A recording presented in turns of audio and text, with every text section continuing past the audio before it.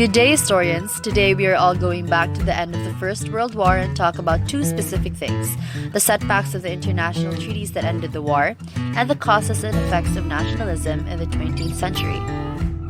We are going to talk about 5 treaties in this video, namely the Treaty of Brest-Litovsk, Treaty of Versailles, Treaty of Saint-Germain-en-Laye, Treaty of Trianon, and lastly the Treaty of Sèvres.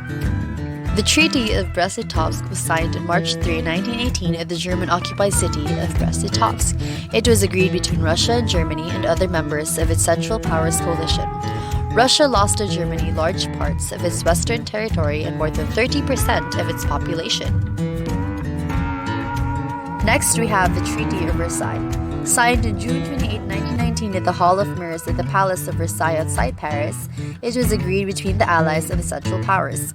This treaty designated Germany responsible for losses and damages during the war. Third, we have the Treaty of Saint-Germain-en-Laye. This was signed on September 10, 1919 at Saint-Germain-en-Laye between the Allies and the defeated Austria. It did not only recognize the creation and independence of certain states, but it also caused Austrian officials to protest because the Austria this treaty created was financially and militarily weak. Hang in there, historians, we're almost done. The next treaty we will talk about is the Treaty of Trianon. This was signed on June 4, 1920 at the Trianon Palace. It was agreed between the Allies and Hungary, and its terms caused Hungary to lose 2/3 of the land it controlled. And last but not least, we have the Treaty of Sèvres.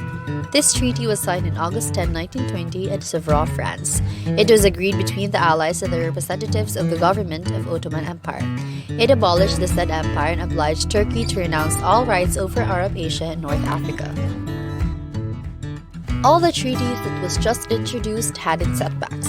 Most of these were a country's government feeling like the terms were too harsh, which led some of them to protest. Some of these treaties, if not replaced, were not ratified by other countries, just like the case of the Treaty of Versailles. Now that we are done with all these treaties, we are going to talk about the causes and effects of nationalism in the 20th century. But before that, we will introduce to you all historians the 3 stages of nationalism in the 20th century.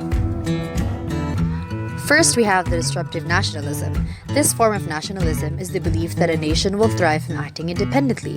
It played a big role in the people's fight for independence and the collapse of certain empires. Such nations like Serbia and India gained independence through this form of nationalism. Second, we have the aggressive nationalism. From its name itself, this form of nationalism is the act of aggression between 2 or more nations that differ in ideas, which may result in the arguments of the opposing leaders or major conflicts such as wars.